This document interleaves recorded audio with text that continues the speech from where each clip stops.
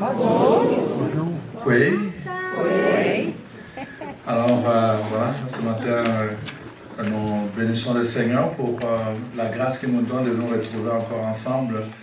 Nous saluons de façon particulière nos amis des Premières Nations qui sont venus de très très loin. Depuis hier, ils sont là avec nous. Alors donc, c'est important de souligner leur présence. C'est toujours encourageant. Et merci encore ce matin à chacune de vous de donner ce temps. Hier, nous avons dit, le Seigneur nous entraîne en écart pour nous parler cœur à cœur. Alors ce matin, nous avons commencé par la louange et l'adoration et nous allons prier pour que le Seigneur dispose de notre cœur aujourd'hui, que les grandes choses se passent aujourd'hui, que le rendez-vous, comme il a dit cette nuit, c'est le jour, le temps favorable. Alors que vraiment, ça soit ce temps favorable où le Seigneur vient visiter chacune de nous, pour que vraiment notre foi puisse être vivifiée, fortifiée, en sachant que Dieu n'a pas changé, il est le même hier, aujourd'hui et demain. Ce qu'il a fait, il va le faire. Tout dépend de nous. Alors donc, nous allons prier pour que cette grâce vraiment soit opérationnelle et opérante en chacune de nous. Dieu d'Abraham, d'Isaac, de Jacob, Père de notre Seigneur Jésus-Christ. Le cri qui jaillit de notre cœur ce matin, c'est un merci. Merci pour toutes les marques de tes bontés. Merci pour la grandeur de ton amour. Merci de nous avoir rappelé que nous avons du prix à tes yeux. Et c'est à cause de cela que tu prends soin de nous, que tu t'attaches à notre sort et que tu veux corriger notre histoire. Ce matin encore, Seigneur, nous revenons à toi parce que nous savons que tu es le principe de toutes choses. Tu es la source de notre salut. Tu es la source de notre guérison et la source de notre délivrance. Nous te bénissons, Seigneur, pour tes révélations à travers cette nuit. La lumière que tu as donnée à certains d'entre nous pour découvrir ce qui est caché derrière la porte et derrière la muraille. Pour découvrir cette racine principale de nos souffrances, de nos malheurs. Merci, Seigneur, parce que nous savons que tout ce que tu révèles, Seigneur, c'est parce que tu l'as déjà vaincu. Alors nous te bénissons ce matin. Nous te bénissons à cause de l'œuvre de la croix sur laquelle tout a été accompli, sur laquelle tout ce qui nous condamnait n'a plus de puissance parce que Jésus les a assumés. Et parce que Jésus, la parole déclare qu'il a déchiré tout acte de condamnation qui pesait contre nous et il l'a cloué sur la croix. Oui, Seigneur, ce matin nous voulons entrer dans cette libération, dans cette liberté totale, parce que tout ce qui nous condamnait a été déchiré. Donne-nous, Seigneur, d'expérimenter la grâce d'être libre et d'être libéré au plus profond de l'être de notre existence. Et ce matin encore, nous voulons te dire merci, non seulement pour l'œuvre de la croix, mais aussi parce que tu nous as promis de ne pas nous laisser seuls. Tu as libéré ton esprit de la Pentecôte, alors que nous nous préparons non seulement à célébrer l'Ascension, mais aussi la Pentecôte. Alors nous te prions, Seigneur, pour que cet esprit vienne encore nous façonner, que cet esprit fasse son œuvre, achève son œuvre à chacun de nous en ce jour, l'œuvre de guérison, l'œuvre de délivrance, Seigneur. Nous nous abandonnons à toi parce que nous croyons en ta parole. Nous croyons que ta parole est vérité. Nous croyons, comme dit la parole, que ta parole est la puissance dont tu te sers pour sauver tes enfants. Et que ta parole d'aujourd'hui, Seigneur, jaillisse avec la même puissance de salut pour chacune. Et que chacun dans son contexte, dans sa situation, reçoive cette parole avec puissance. Merci, Seigneur, pour le Saint-Esprit qui agit. Merci pour le Saint-Esprit qui plane. Merci pour le Saint-Esprit qui restaure. Merci pour le Saint-Esprit qui guérit. Merci pour le Saint-Esprit qui vivifie. Merci pour le Saint-Esprit qui corrige. Merci pour le Saint-Esprit qui restaure nos vies afin qu'elles soient maintenant ajustées à ton plan que tu as pour chacune de nous. Merci Seigneur parce que tu es Dieu et tu connais ce qu'il y a de meilleur pour chacun. En cette journée Seigneur, c'est ton jour, c'est le temps favorable Seigneur. Nous t'avons prié cette nuit, nous t'avons prié ce matin, nous t'avons prié pour que Seigneur, tu prennes le contrôle de chaque nom, de chaque personne, de chaque situation et que Seigneur, que tu puisses affecter nos vies en cette journée, en ce temps favorable. Nous nous abandonnons à toi Seigneur, parle-nous maintenant et que ta parole sorte comme un rhéma. Seigneur, une parole qui nous est profondément destinée pour guérir notre cœur et pour changer nos vies. Merci Saint-Esprit. Tu nous sanctifies, Alléluia. L'Esprit de Dieu, souffle de vie. L'Esprit de Dieu, souffle de feu. L'Esprit de Dieu, consolateur, tu nous sanctifies. Alléluia. L'Esprit de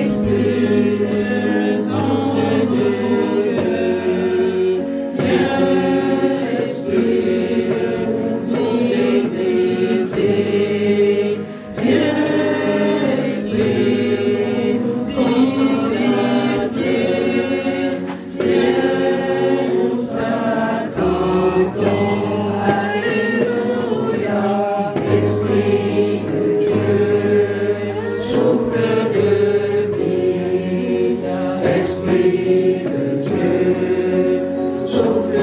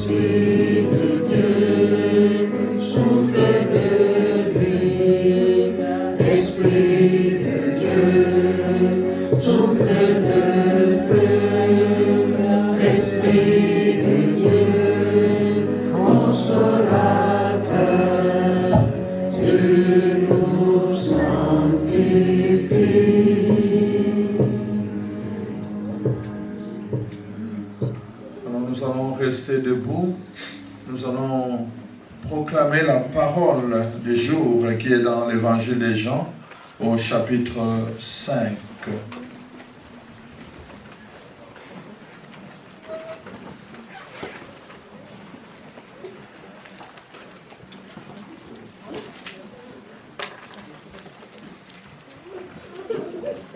Alors, au chapitre 5, nous allons lire du verset 1er jusqu'au verset 8.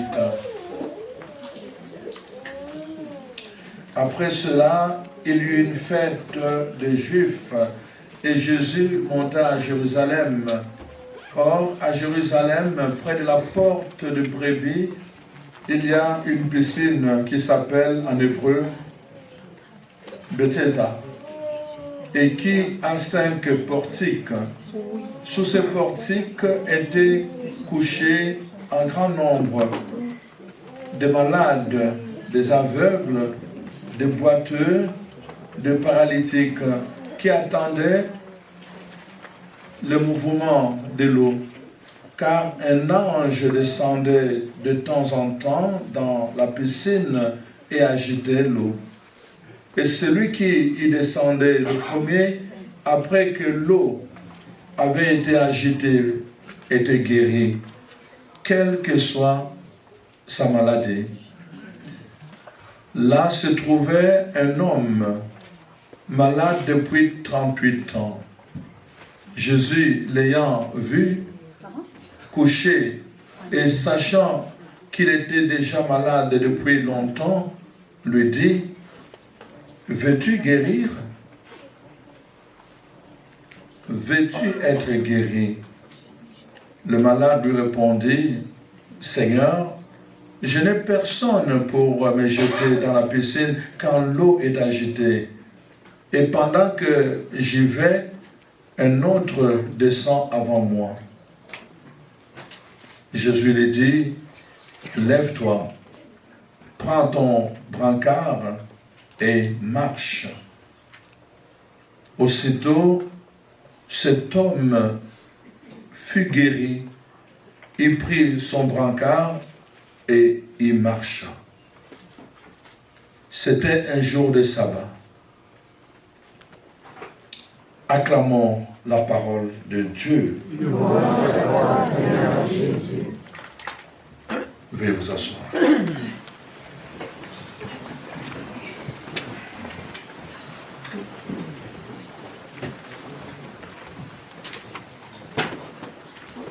Je vais m'assurer, je vais regarder l'horaire. Pour m'assurer, je vais jusqu'à que...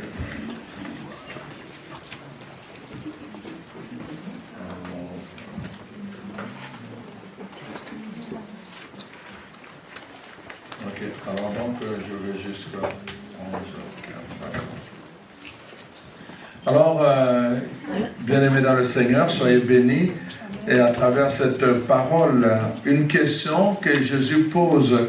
Et à travers cette question, en fait, Jésus veut montrer un peu la part de l'homme dans l'œuvre de guérison.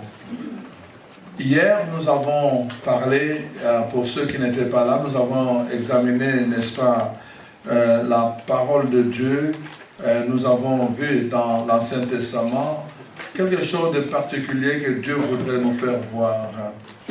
Et nous avons vu cela où Dieu faisait voir dans le livre d'Ézéchiel, le chapitre 8 en particulier, où Dieu faisait voir à Ézéchiel, il l'a transporté dans une autre dimension, et là, il lui faisait voir quelque chose. Il lui dit, voilà, je te montre juste le doigt pour que tu vois où est la porte de ton problème. Et il lui a montré le doigt, il y avait un trou. Il lui dit, ouvre, va derrière, tu vas voir une porte. Et il a vu une porte, et dit, maintenant, derrière la porte, il y a une muraille. Ouvre, et tu vas voir ce qu'il y a dedans. Et c'est là qu'il a vu les abominations qui se faisaient, mais qui étaient cachées. Pendant ce temps, dans la maison, le temple, la gloire de Dieu se manifestait. On peut paraître vivant. On peut paraître vivant, comme dit le livre de l'Apocalypse, mais en réalité, on est mort dedans de soi. On est mort dans sa destinée. On est mort je veux dire, dans son être profond. On peut paraître vivant. Et c'est ça qui arrive. Pourquoi? Parce que quand nous ne faisons pas attention aux choses qui sont cachées dans notre destinée, les choses cachées sont souvent la source de nos malheurs, la source de nos souffrances. Ces choses sont cachées justement pour que nous ne puissions pas les détecter.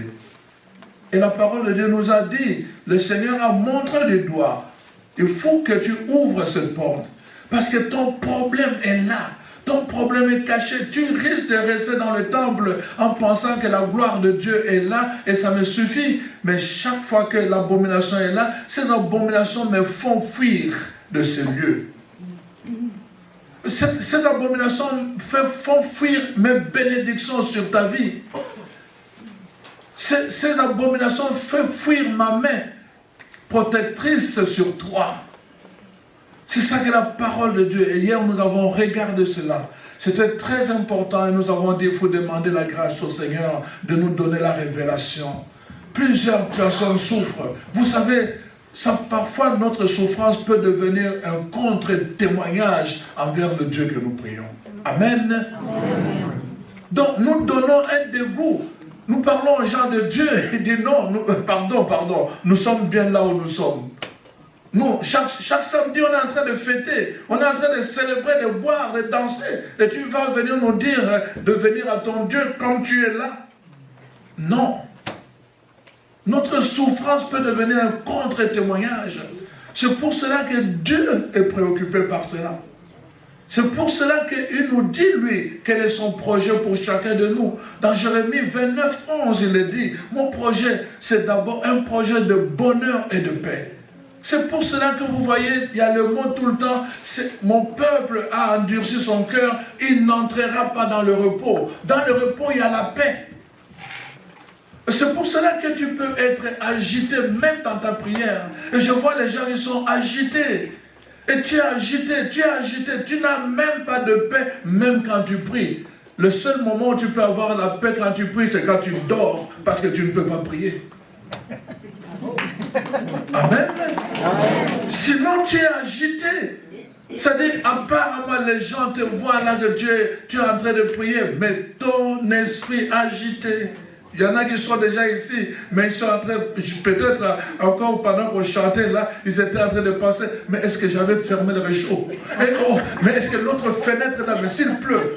L'esprit est agité, leur présence est là, dans la piété totale. Et c'est ça que le Seigneur dit, ils ne trouveront pas de repos, ils ne peuvent pas trouver de repos, tant que ces choses-là sont cachées et qu'on ne les découvre pas. Amen. Amen. Et notre vie devient un contre-témoignage.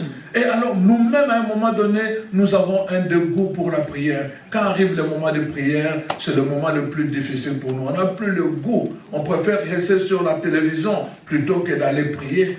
Parce qu'il n'y a pas de plaisir quand nous nous mettons devant la présence du Seigneur. Nous sommes dans l'agitation. Voyez-vous, chers frères et sœurs, et Dieu est préoccupé par cela. Voilà pourquoi vraiment le Seigneur est préoccupé par notre souffrance.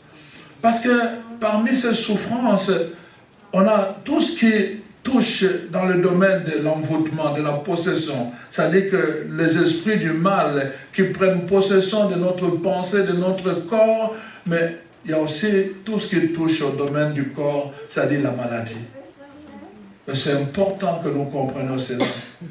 La maladie, nous devons le savoir, c'est vraiment sur le plan biblique, la maladie ne fait pas partie de l'héritage des enfants de Dieu. Est-ce que je suis clair? Oui. Remarquez, dans le livre d'Isaïe déjà, vous voyez, Dieu fait, dans sa déclaration, il dit, parmi les choses que Dieu va combattre, il n'y aura plus de maladie, il n'y aura plus de souffrance, et à la fin, il n'y aura plus la mort.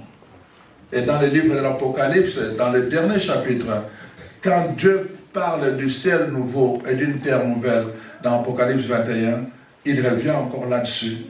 Dans ce ciel nouveau et cette terre nouvelle, Dieu décrit cela comme des lieux où des choses qui ne font pas partie de l'héritage du royaume des cieux n'auront plus de place. Et parmi ces choses, il y aura la maladie qui n'aura plus de place. Amen. Amen. Donc ce n'est pas notre ami, ce n'est pas notre héritage. Mais, comme je le dis souvent, Dieu peut, je ne dis pas qu'il peut t'envoyer la maladie, mais il peut permettre que la maladie t'atteigne. Est-ce que vous me comprenez? Vous voyez la différence? Pour une cause, la seule cause c'est de t'éduquer. La seule cause c'est de te prévenir. je donne un exemple. Dieu te donne un corps, il te donne une beauté, il te donne vraiment quelque chose. Et toi, tu dis non, je peux faire n'importe quoi. Tu commences à faire n'importe quoi, tu attrapes la maladie. N'est-ce pas? Tu attrapes la maladie, mais tu es enfant de Dieu. Dieu savait ça. Et dit, tu vas expérimenter la souffrance qu'il y a derrière la maladie. Non pas parce qu'il veut que tu souffres, mais parce qu'il veut que tu tires des leçons. Est-ce que vous me comprenez? Donc, c'est très important. Mais la parole de Dieu nous dit, faites attention, parce que la plupart des maladies, quand on regarde, souvent la cause est ailleurs. Parfois, c'est notre ignorance, parfois, c'est notre acceptation, parfois même, c'est l'œuvre, n'est-ce pas, du malin. C'est l'œuvre du malin. Parfois, c'est l'œuvre du malin. C'est pour cela que vous voyez, la parole de Dieu dit, dans le deuxième livre, la deuxième lettre de l'apôtre Jean, n'est-ce pas, le chapitre 3, verset 8, la parole de Dieu dit ceci, hein, Jésus est apparu dans le monde pour détruire ces œuvres du diable. Amen. Amen. Jésus est apparu pour détruire ses œuvres. Si c'était les œuvres de Dieu, Jésus n'allait pas les détruire. Si Jésus les détruit, c'est parce que ce sont les œuvres du diable. C'est pour cela que vous voyez, nous allons voir dans les évangiles, dans l'évangile de Marc en particulier, c'est un évangile qu'on appelle un concile de miracles. Et parmi ces miracles, nous voyons tout le temps la possession, l'exorcisme, et nous voyons des guérisons. Tout le temps. Jésus est venu détruire les œuvres du diable dans le corps des enfants de Dieu, pour rappeler au diable que ce corps, c'est pour le Saint-Esprit, c'est le temple de l'Esprit. Ce n'est pas le lieu où les démons, hein, ce que Dieu lui-même appelle les esprits démoniaques, des attaques démoniaques, ce n'est pas le lieu où les esprits démoniaques doivent venir habiter. Dieu veut que ce soit le lieu où le Saint-Esprit s'épanouit à travers des fruits, à travers des charismes. Mais chaque fois que cela devient impossible, c'est parce que souvent, il y a des brèches pour l'ennemi. Et c'est ses œuvres. Et la bonne nouvelle, c'est celle-là. Jésus est venu pour cela. Jésus est venu pour détruire ces œuvres-là. Et c'est ça que nous voyons dans l'évangile d'aujourd'hui, que nous voulons analyser. Jésus vient détruire les œuvres. D'ailleurs, si vous regardez dans le texte à la fin, que je n'ai pas lu la partie, Jésus a retrouvé cet homme et après il lui dit, voici maintenant que tu es guéri, ne pêche plus, sinon il va t'y arriver plus grave que ça. Sinon il va t'arriver pire que ça. En disant ça, Jésus est en train de faire un lien entre sa maladie et les œuvres du diable. Amen. Amen. Donc, important que nous comprenions dès le départ. C'est important que nous comprenions ce que nous allons vivre ce matin. Le message que je vous donne, c'est vraiment une question. Jésus pose une question. Veux-tu être guéri? En d'autres termes, il y a une coopération que tu dois mettre dans l'œuvre de guérison de Dieu. Tu dois coopérer. Et cette coopération doit toucher plusieurs niveaux. D'abord, ton langage. Deuxièmement, n'est-ce pas, ton esprit, en termes de ce qu'on appelle la conviction. Si tu n'as pas de conviction dans ce que tu dis, évidemment, ça va rester juste de paroles, comme on le dit souvent, le dimanche. Je crois à Dieu, le Père Tout-Puissant, Créateur du ciel et de la terre, et la chose dans le Seigneur. On dit ça comme ça, sans conviction. Sans conviction. Ah, je confesse à Dieu Tout-Puissant, je reconnais devant mon frère, je péché. Mon frère, qu'est-ce que tu as péché? Bah non, rien, je n'ai pas de péché. Bah mais tu as dit en passé, en parole et en action. Bah mais ça c'est, bon j'ai dit ça, oui c'est vrai, mais je n'ai pas, sans conviction. Amen. Amen. Vous allez voir que la parole de Dieu nous amène à la conviction. Et sur quoi doit être basée notre conviction? Et c'est de ça que je voulais vous parler ce matin. Mais retournons d'abord à la parole que nous venons d'avoir. Je dis avec conviction, je te ramasse avec conviction. Bon, voilà. Ok, bon, voilà. Je reviens à la parole de ce matin. Donc, écoutez bien, j'ai dit ceci, il y avait un homme, il était malade depuis combien d'années, si vous avez fait attention? 38 ans. 38 ans. Bon, Alors, imaginez-vous, 38 ans, ça fait combien de mois par année? 12 mois. Chaque mois, ça fait combien de semaines au minimum? 4 semaines. On va prendre le minimum. Alors, est-ce que j'ai $100 avec moi? Malheureusement, je n'en ai pas. Je voulais vous faire un exercice pour compter le nombre de semaines que cet homme a fait pendant 38 ans.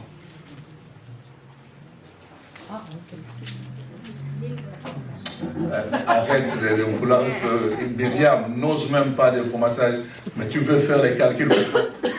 Bon, mais enfin, alors donc, voyez-vous, c'est juste pour avoir une idée, c'est pour avoir une idée, ayez juste une idée, 38 ans, le nombre de mois, le nombre de semaines, et la parole de Dieu dit, cet homme revenait chaque jour. Et remarquez bien, qu'est-ce que la parole de Dieu veut nous dire? Ce n'est pas que ce qu'il faisait était mauvais, mais le problème c'est que pendant 38 ans, il a utilisé une méthode qui ne fonctionnait pas. Il a utilisé une méthode qui ne fonctionnait pas. Écoute là, comment veux-tu que cet homme puisse témoigner de son Dieu? C'est très important ce que la parole de Dieu nous dit là. C'est très important comment nous venons à Dieu, comment nous nous approchons de Dieu, comment nous demandons à Dieu. Pendant 38 ans, une méthode qui ne fonctionnait pas, et il continuait encore, et il continuait encore. Et chaque fois, quelqu'un d'autre de plus rapide que lui se plongeait en premier, et après, c'était fini, on venait le ramasser, et puis le lendemain, on venait le déposer encore, et encore, et encore. Et Jésus observe tout ça. Qu'est-ce que tu vois? Il dit, je vois cet homme, pendant 38 ans, il ne comprend pas que la méthode qu'il utilise ne convient pas. Mais le Fils de l'homme est déjà venu. Jésus va dire, l'heure est venue. Pour les autres, l'heure viendra, mais pour d'autres, l'heure est déjà venue. Mais lui ne comprenait pas que l'heure était déjà venue pour lui. Il attendait que l'heure lui viendra. Et c'est ça que Jésus veut corriger. Il dit, et lui pose la question, est-ce que tu comprends que pour toi, l'heure est déjà venue? Il dit, bah, mais je ne sais pas, parce que je suis en train d'attendre l'heure là-bas. Il dit, justement, c'est parce que je ne comprends pas que l'heure est déjà venue. L'heure qui est déjà venue, c'est celle-là qui est devant toi. Amen. Amen. Parce que on nous dit qu'on lui a posé la question, parce que c'était le jour de sabbat, qui t'a fait ça? Il ne savait même pas c'était qui. Parce qu'il ne savait vraiment pas que l'heure était déjà venue. C'était le temps favorable pour lui ce jour-là. Mais il ne comprenait pas. Parce qu'il était dans une logique mentale qui l'amenait toujours à l'échec. Son schéma mental était déjà programmé, mais le résultat c'était l'échec. Et je le vois souvent avec les enfants de Dieu. Ils ont des schémas toujours programmés, et à la fin c'est toujours l'échec. Et la parole, Jésus vient intervenir dans cet échec-là. Pour dire non, la façon dont tu programmes n'est pas bonne. Alors maintenant tu vas obéir. Tu dois trouver un fondement à ta guérison. Tu dois trouver un fondement à ta guérison. Veux-tu être guéri? Est-ce que tu as trouvé le fondement à ta guérison? L'homme lui dit, bah, je n'ai personne. Alors Jésus lui dit, tu ne comprends pas encore. C'est que je suis en train de te dire, hein? Il faut que tu trouves un fondement à ta guérison. Jusque-là, tu n'en as pas encore trouvé. Est-ce que tu veux être guéri? Mais je n'ai personne pour m'aider à tomber quand l'eau est agitée. Mais justement, la voie que tu prends, ce n'est pas un fondement solide. Veux-tu trouver un fondement solide à ta guérison? Chers amis, chers frères et sœurs, la parole de Dieu est là pour nous édifier, pour nous éduquer, pour nous corriger. les erreurs qui ont eu lieu dans la Bible sont mises par écrit justement pour nous aider, nous aujourd'hui, à être des victorieux, des victorieuses dans notre prière. Amen. Amen. Veux-tu être guéri? As-tu trouvé le fondement à ta guérison? Alors voyez-vous, chers, la parole de Dieu nous montre justement, nous sommes toujours en train de regarder ce texte où nous voyons Jésus, finalement, il ne lui demande pas de prendre la même direction. Tu vois, il lui dit simplement, obéis maintenant, lève-toi et marche. Lève-toi et marche.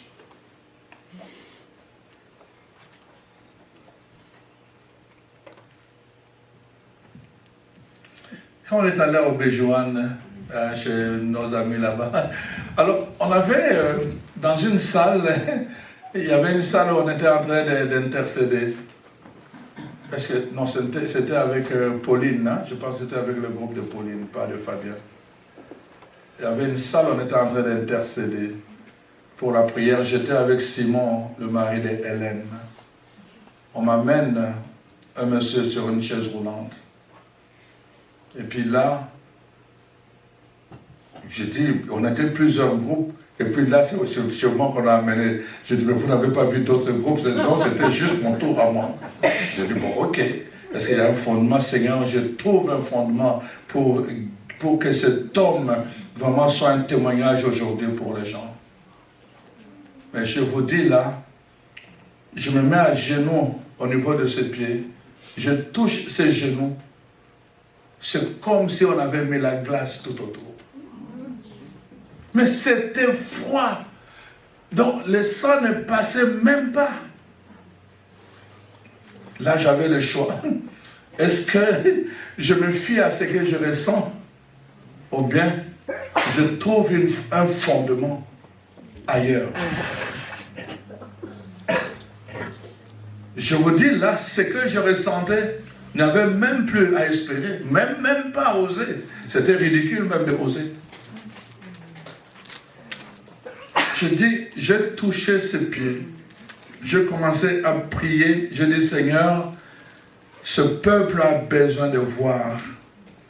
Ce peuple veut voir. Il veut voir. Il veut voir. Je vous dis, j'étais avec Simon, le mari d'Hélène, ceux qui connaissent Simon. Il était avec, je priais avec lui, il était dans mon groupe. Je prends ce monsieur à un moment donné dans mes mains, je lui dis, lève-toi. Le monsieur vient, mais il était sur moi. Je dis, mais Seigneur, ça c'est pas ça que je veux. Donc, il était sur moi, je marchais, mais il était sur moi. Je dis, non, c'est pas ça. Je continue à prier, je dis, Seigneur, ce peuple a besoin de voir. Je prie la deuxième fois, je ne sais pas combien de fois j'ai prié, et j'entends une voix qui me dit, lâche-le. Je vous dis, le fondement spirituel sort de toute logique. Si vous fonctionnez dans la logique, vous n'allez pas opérer le surnaturel.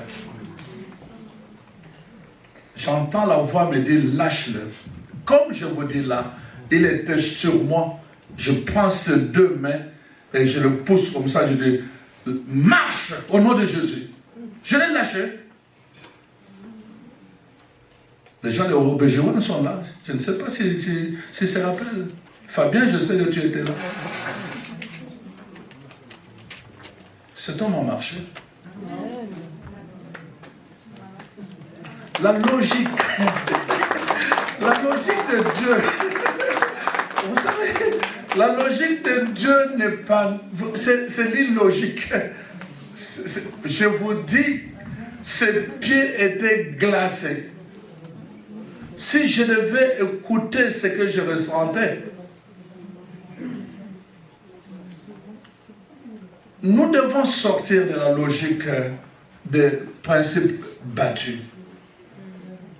Cet homme, il savait que tout le monde qui allait se jeter dans la piscine était guéri. Ça, c'est la logique. On nous inculque ça. On pense qu'il faut aller à Lourdes. On pense qu'il faut aller à tel endroit. Les gens pensent comme ça. Les gens pensent comme ça. C'est quelle logique? La logique de cet homme pendant 38 ans.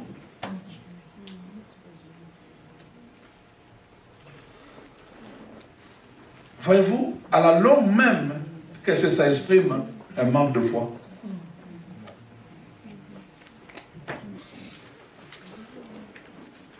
Et alors, voyez-vous, Jésus lui dit simplement, maintenant, je vais te dire comment tu dois être guéri.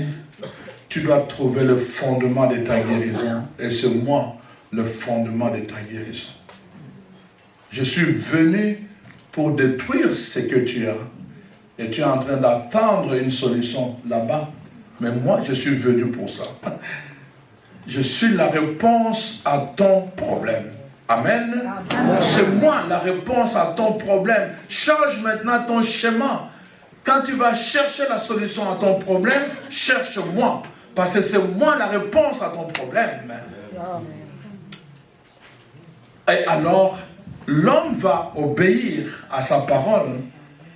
Il lui dit simplement, lève-toi, prends ton lit et marche. L'homme obéit. Il sent la force, il se lève, il prend le lit et il marche.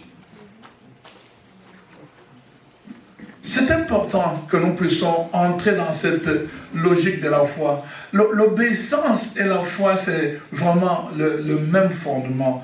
Nous apprenons à obéir, à obéir. Et d'abord, on commence par écouter. Et l'écoute nous met dans la disposition maintenant de l'alignement. Et nous allons alignons à ce que nous avons écouté. En d'autres termes, nous nous identifions à ce que nous avons entendu. Et alors, les choses commencent. C'est là que Dieu commence à opérer. Pour certaines personnes, ça va être immédiat. Pour d'autres personnes, ça va... Écoutez, il y a des situations où on a eu des choses grandes, grandioses. Voyez-vous? Vraiment, des situations... Je donne un exemple. Les gens de Montréal, je ne sais pas s'il y a des gens de Montréal ici. Alors, je ne sais pas c'est quelle année... On avait eu le congrès, je pense peut-être même, je ne sais pas si c'était le dernier congrès auquel j'ai participé à Montréal, le congrès charismatique. Il y avait une dame qui est venue de Chibougamau. Vous pouvez rire. Bon, enfin. Alors, c'est ça. Bon, c'est ça. Il est venu de... C'est ça. Bon, voilà. C'est ça. Alors, mais cette dame-là, elle souffrait de comment cette maladie-là qui rend un peu comme paralysie. Alors, elle souffrait de cette maladie, le nom m'échappe maintenant, mais je pense... Sclérose en plaques. Oui, c'est le deuxième là, c'est ça, le deuxième. Bon, ben, c'est ça, je n'arrive pas à prononcer, mais c'est ça. C'est le deuxième, c'est ça. Alors, voilà, c'est que cette femme est venue, et puis je faisais le ministère, elle était assise, elle a commencé juste à ressentir la chaleur. Mais je vais vous dire maintenant sa lettre qu'elle m'a écrite. Elle a juste ressenti la chaleur dans la salle, absolument rien d'autre. Elle est retournée sur la chaise roulante et après elle arrive là-bas, chez elle le lendemain, mais elle se lève, mais elle ne réalisait pas qu'elle s'était levée du lit. Elle est allée à la toilette, elle est revenue, et puis après, elle est sortie. Et puis là, elle réalise qu'elle marchait sans... Elle n'était plus sur sa chaise roulante. Et elle dit à son mari, mais est-ce que tu réalises que je marche? Elle dit, mais je suis en train de te regarder avec étonnement. Je ne comprends pas encore, c'est pour cela que je ne parle pas encore. Elle me dit, mon père... Ça fait, c'était poétique sa lettre qu'elle m'a écrite. Ça fait, je ne sais pas, 10 ans que je n'ai pas marché. j'ai commencé. Ça fait 10 ans que je n'ai pas été avec mon mari en forêt. Ça fait 10 ans, c'était ça le sort. Ça fait 10 ans. Elle reprenait ça, elle n'avait pas fait ceci. Ça fait 10 ans. Et elle dit, j'ai témoigné dans mon groupe ici, mais je veux aussi témoigner. Et j'ai envoyé cette lettre à Hélène, qu'elle s'appelle Hélène Brassard? Non, de Montréal. C'était qui encore le bergère de Montréal au niveau charismatique? Les gens de Montréal ne sont pas là. Bon, enfin. Bon, c'est pas grave. Ce que je veux dire, c'est vraiment, je lui ai envoyé la lettre parce que ça s'est passé au niveau de Montréal pour quel est le témoignage de cette femme-là. Alors, elle m'a dit dans sa lettre que, en fait, elle ne voulait pas venir. Parce qu'elle disait, je dis avec mon cas, ça ne vaut pas la peine, va aller prier pour les gens qui ont d'autres cas. Moi, c'est fini là. C'est ça qu'elle a dit aux gens qui l'ont amené là-bas. Et à la fin, tous ceux qui sont venus avec elle, personne n'a reçu une guérison. Mais elle qui ne voulait pas venir, c'est elle qui a reçu la guérison. Amen. La logique de Dieu est illogique. Nous ne pouvons pas cadrer cela. Donc, mais elle n'était pas, elle a juste ressenti la chaleur sur place, mais la chose a commencé à la maison, car elle est repartie. Le fondement de ta guérison, quel est le fondement de ta guérison? C'est très important que tu comprennes cela. Parce que les gens, parfois, ils sont déçus, mais rien ne s'est passé pour moi. Mais quel est le fondement de ta guérison? Si tu continues à penser toujours de la même façon, en pensant que non, c'est fait pour les autres et pas pour moi. Si tu continues à penser toujours en disant que non, moi j'accepte ce qui m'arrive, si tu continues à penser toujours avec des opinions qu'on t'a fait croire, justement, les fondements de ta guérison sont déjà faussés. Amen. Amen. Dieu ne peut pas travailler, c'est pour cela qu'il a besoin de ta coopération.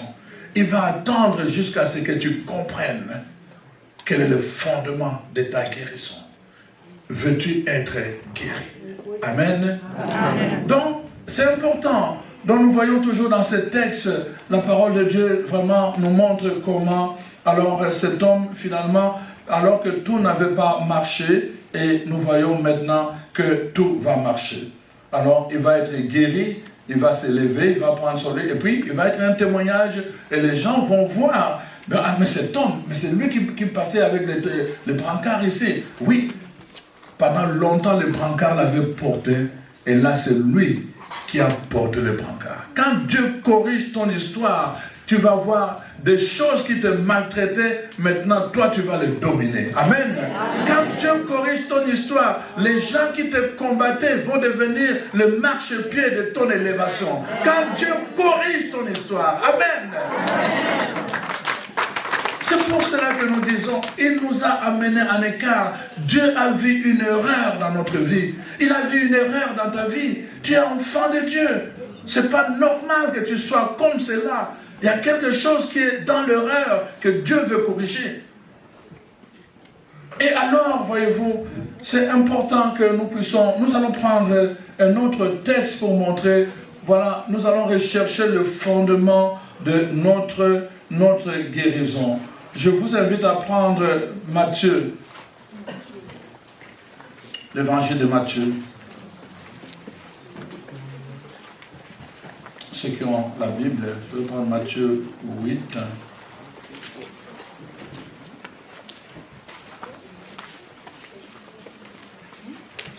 Alors, Matthieu 8, à partir du verset 14, je vais prendre juste au verset 17.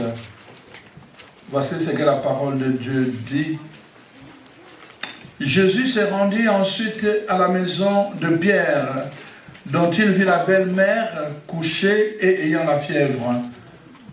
Il toucha sa main et la fièvre la quitta. Puis elle se leva et le servit. Le soir, on amena auprès de Jésus plusieurs personnes possédées par des esprits démoniaques. Il chassa les esprits mauvais par sa parole et il guérit tout le malade. Écoutez bien, verset 17, afin que s'accomplisse ce qui avait été annoncé par le prophète Isaïe, afin que s'accomplisse. Dieu guérit le malade, il chasse les esprits mauvais. Le but c'est quoi? Afin que s'accomplisse. Nous sommes en français ici. Afin que. Ça signale quoi? Le professeur de français. Afin que s'accomplisse. Afin que s'accomplisse. Afin que, c'est quoi? Ça révèle quoi? La réalisation de la contribution. La réalisation. Non, en français, afin que ce n'est pas la contribution. Afin, je veux dire par exemple, c'est la cause, c'est la conséquence, c'est le résultat, c'est ça que je veux savoir. L'accomplissement. Que s'accomplit. Myriam. Tu m'embrouilles avec, tu me donnes beaucoup d'explications, ça m'embrouille. Est-ce que quelqu'un peut m'expliquer juste un peu de mots, afin que ça signale quoi?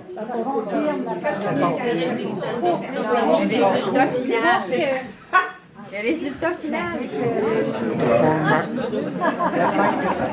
Je veux pas, je veux me rafraîchir vraiment. La raison, la cause. Bon, en tout cas, bon, toutes les réponses que vous avez données sont bonnes. On va.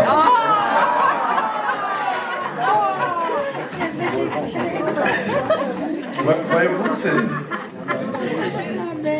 on va dire par exemple pour que, on va dire la cause, n'est-ce pas?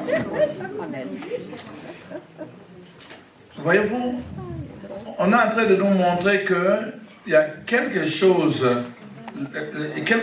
qui avait précédé et le résultat ou la conséquence de ce qui avait déjà été fait s'accomplit maintenant grâce à ce qui a été fait. Vous comprenez? Ce n'est plus une cause, parce que là nous sommes sur les faits. Vous comprenez maintenant? C'est-à-dire la chose a déjà été dite dans l'Ancien Testament. Maintenant, en le faisant, Jésus accomplit ce qui a été dit. Donc c'est le fait d'une prophétie. Est-ce que vous me comprenez?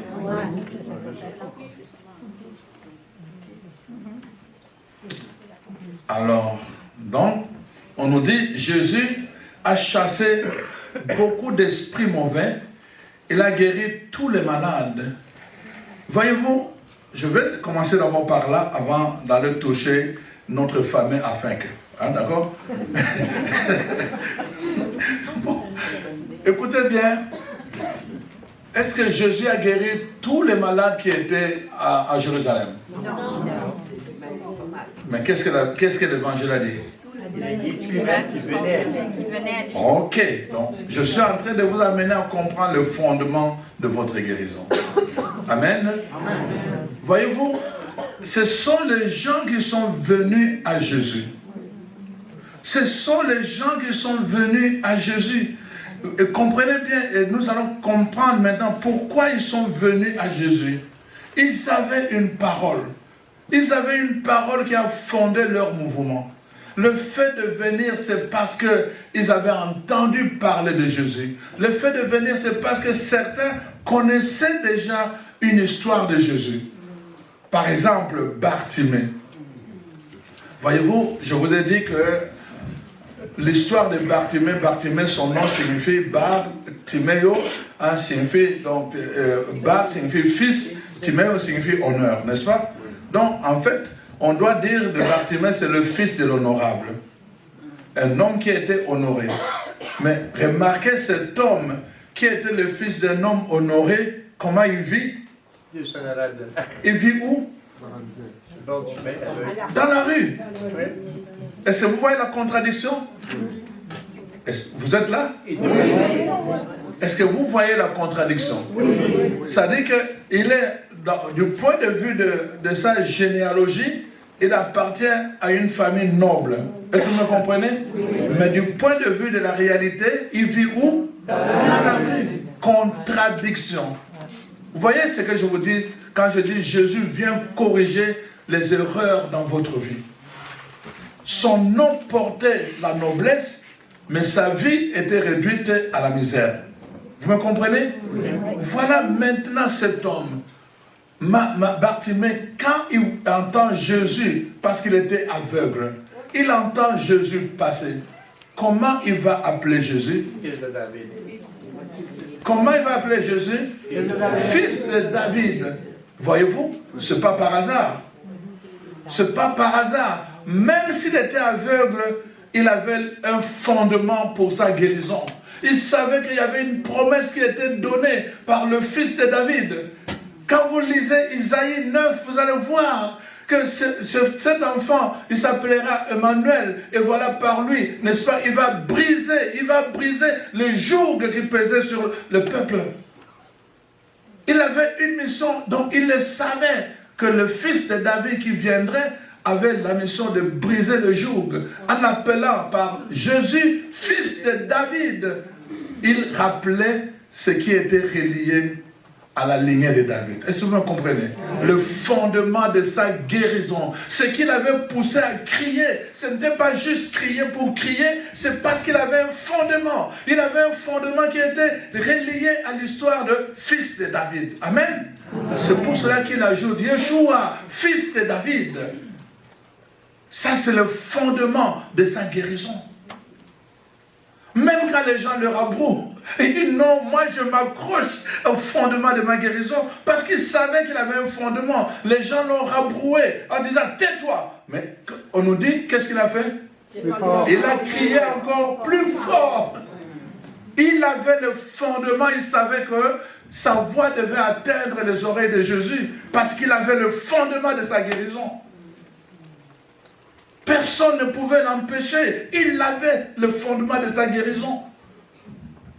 L'aveugle ici, pardon, le paralytique de 38 ans n'avait pas de fondement de sa guérison. C'est pour cela que quelqu'un d'autre allait toujours avant lui. Et il attendait, et il revenait, et quelqu'un d'autre allait, et il revenait pendant 38 ans. Sans fondement, vous allez souffrir. Regardez l'histoire de cette femme au Père des Sangs dans l'évangile de Marc 7. Regardez l'histoire de cette femme. Que la parole de Dieu nous dit, il a entendu d'abord parler de Jésus, des miracles qu'il faisait. La parole de Dieu donne un détail. Elle s'est dit en elle-même, si j'arrive seulement à toucher la frange de son habit, est-ce que vous me comprenez? Est-ce que vous me comprenez? Est-ce que vous comprenez ce que je suis en train de vous dire? Si j'arrive seulement à toucher la frange de son habit, je serai... Avant même la guérison, il se donne le fondement de sa guérison. Avant même de toucher Jésus, elle avait le fondement de sa guérison. Et alors seulement, elle est allée. Et les choses se sont passées exactement comme elle l'avait désiré dans son cœur. Elle a touché Jésus. Et une force est sortie de là. Et cette force est allée jusqu'à guérir son mal dans le corps. Elle a tremblé après. Mais Jésus l'a rassurée. Amen. Amen. C'est important que nous ayons le fondement de cette guérison que nous recherchons. C'est important. Le fondement de notre guérison.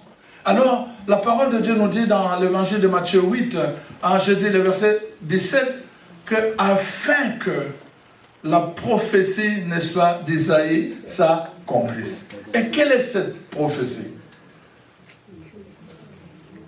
Cette prophétie, nous la retrouvons dans Isaïe 53.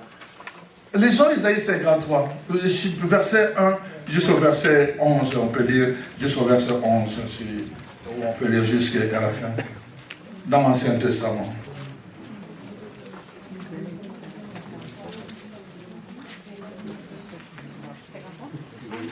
C'est 53, j'ai pas compris les versets.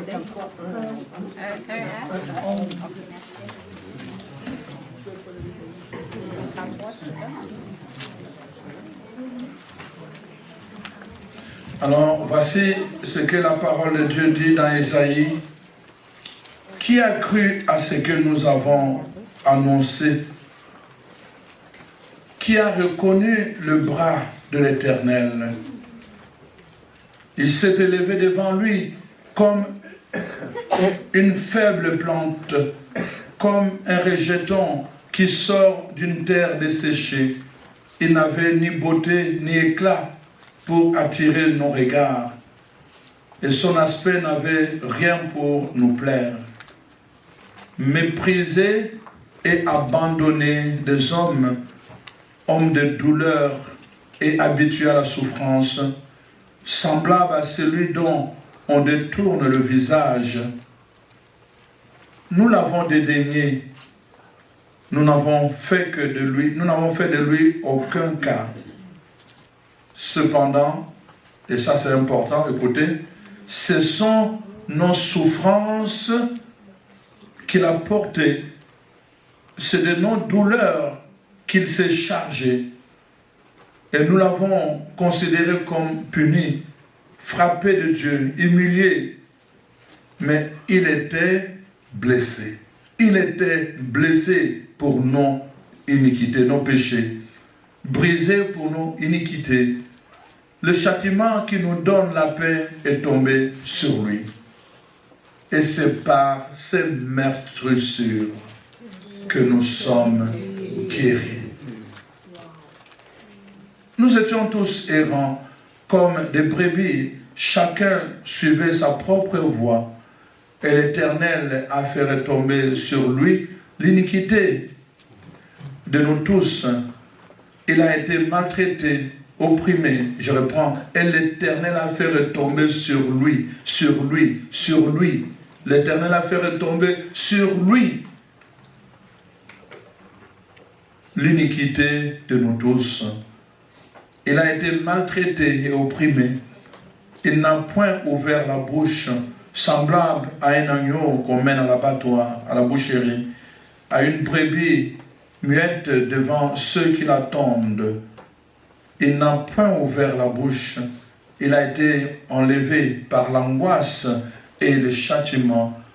Et parmi ceux de sa génération qui a cru qu'il était retranché de la terre de vivants et frappé pour le péché de mon peuple.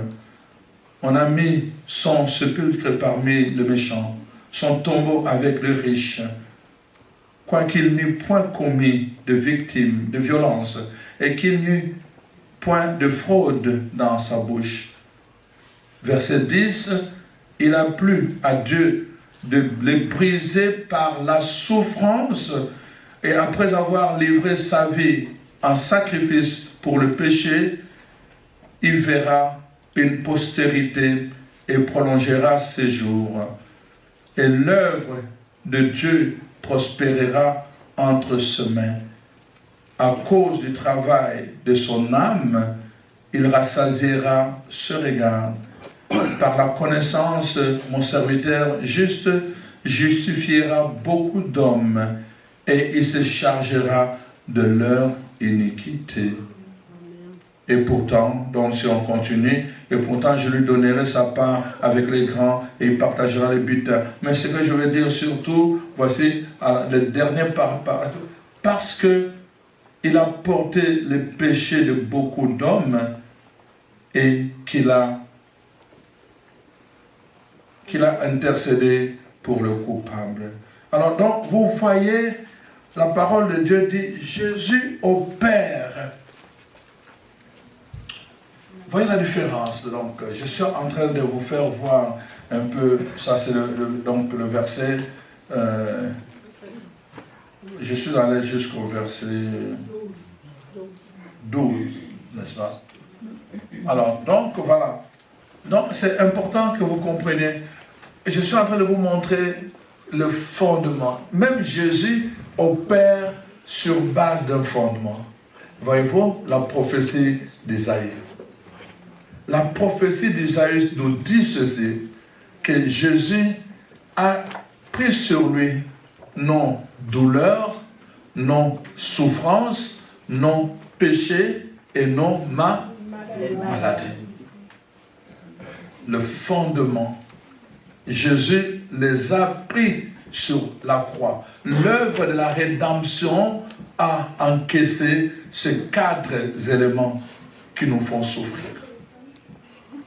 À la parole de Dieu ajoute, par ce meurtrissure, nous sommes guéris.